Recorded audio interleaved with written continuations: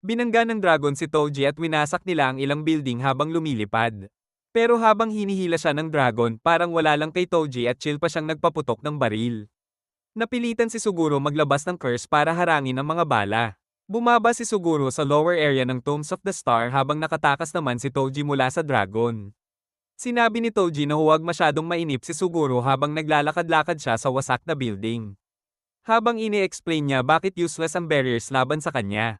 Ginagamit naman ni Suguro ang tunog ng yapak niya para ma-target siya. Sumubok si Suguro umatake mula sa baba pero sobrang bilis ni Toji at iwas lahat ng curse projectiles.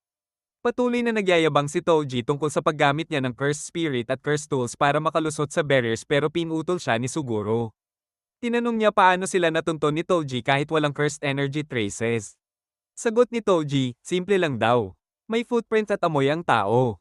Ginamit lang niya senses niya na boosted dahil sa heavenly restriction. Tinanong din ni Suguro tungkol kay Misato Kurohi pero casual lang sinabi ni Toji na baka patay na yon.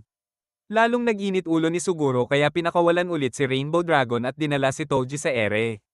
Habang nasa Sky Battle sila, pinaulanan ni Suguro si Toji ng sangkatutak na curses pero parang tutorial mode lang kay Toji at todo ignore lang siya. Isang slash lang ni Toji, nahati agad si Rainbow Dragon sa gitna. Ito pa naman pinakamakapal ang defense sa mga curse ni Suguro. Bumagsak si Toji sa parehong building ni Suguro at parang bored pa siya sa Cursed Spirit Manipulation. Nahulog ang katawan ni Rainbow Dragon at nadoraj ang support ng building. Gumuho ang platform na kinaroroonan nila at dumulas pababa sa ibang structures hanggang nahuli ito ng barrier ni Kuchisaki Onna. Ang simple domain ni Kuchisaki Onna pinilit si Toji sumagot sa tanong niyang kung maganda ba siya. Sinuri agad ni Toji ang curse tapos sinabi niyang hindi siya type nito.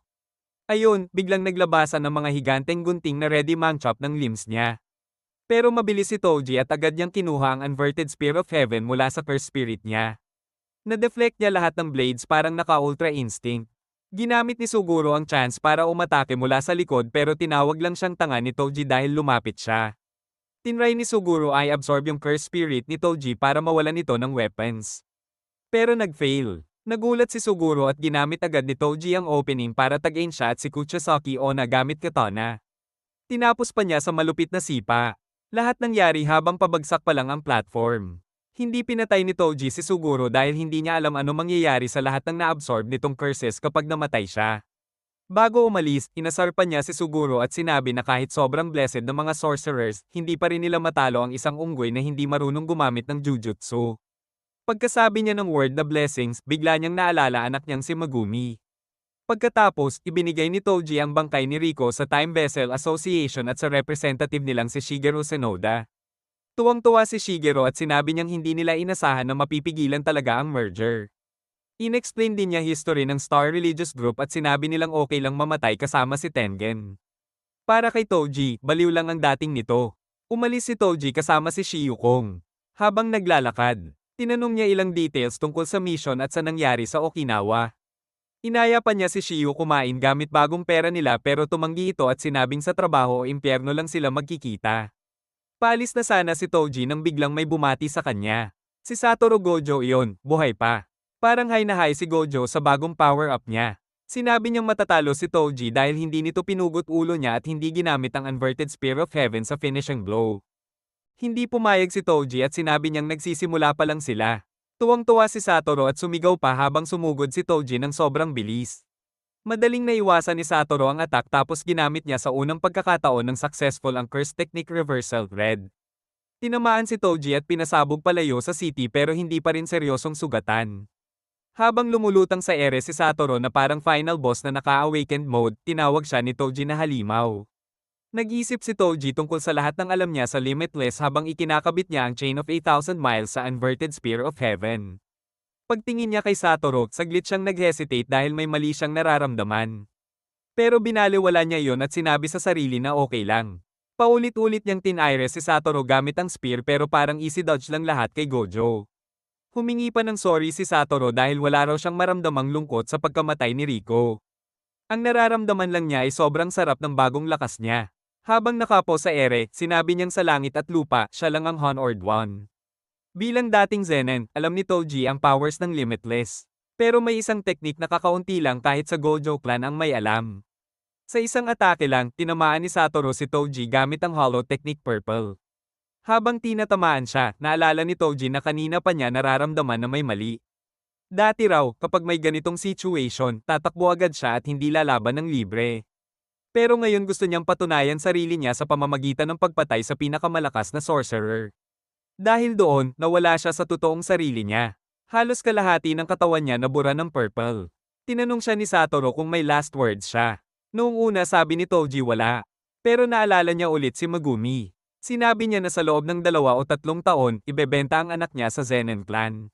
Bahala na raw si Satoru kung ano gagawin niya sa impormasyon na iyon. Pagkaraan, gumaling na si Suguro at nakita niya ang inventory curse spirit ni Toji. Inabsorb niya ito bago niya nakitang kinukuha ni Satoru ang bangkay ni Rico mula sa Time Vessel Association. Mas nagulat siya nang makita gaano nagbago si Satoru. Tinanong niya ano nangyari. Ano ako ni Satoru ang pagkamatay ni Rico at tinanong si Suguro kung papatayin ba nila lahat ng normal na taong pumapalakpak at nagke-celebrate sa pagkamatay niya.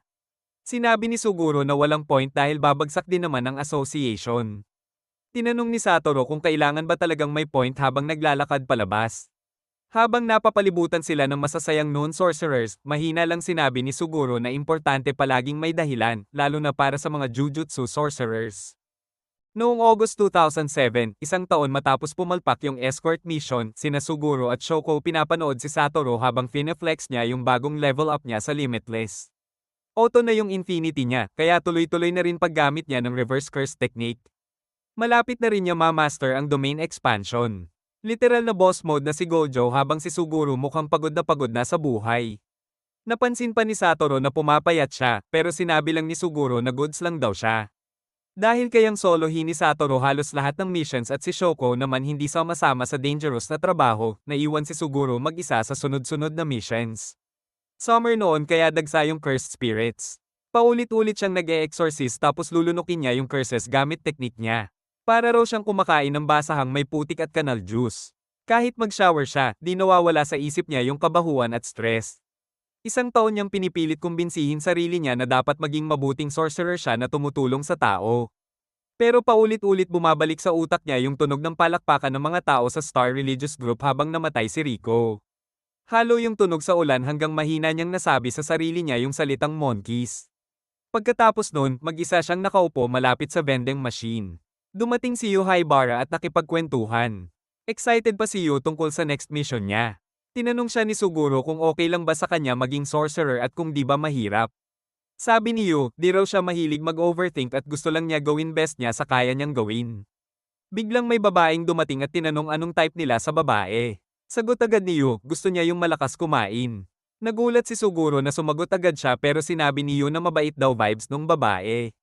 Iniwan sila ni Yu para makapag-usap. Nagpakilala yung babae bilang si Yuki Tsukumo, isang special grade sorcerer. Kilala siya bilang pasaway na laging nasa abroad at madalas di sumusunod sa missions. Sinabi niya na ayaw niya sa sistema ng Jujutsu High kasi puro symptoms lang ng curses inaasikaso nila, hindi yung tunay na dahilan. Gusto niya gumawa ng mundo na walang cursed spirits. 2 lang daw paraan, alisin cursed energy sa mga tao o turuan lahat kontrolin yun. Binanggit niya si Toji Zenin bilang perfect example kasi zero cursed energy siya. Dahil patay na si Toji, sa pangalawang option na siya nakafocus. Ipinaliwanag ni Yuki na ang mga sorcerer di gumagawa ng curses kasi kontrolado nila cursed energy nila.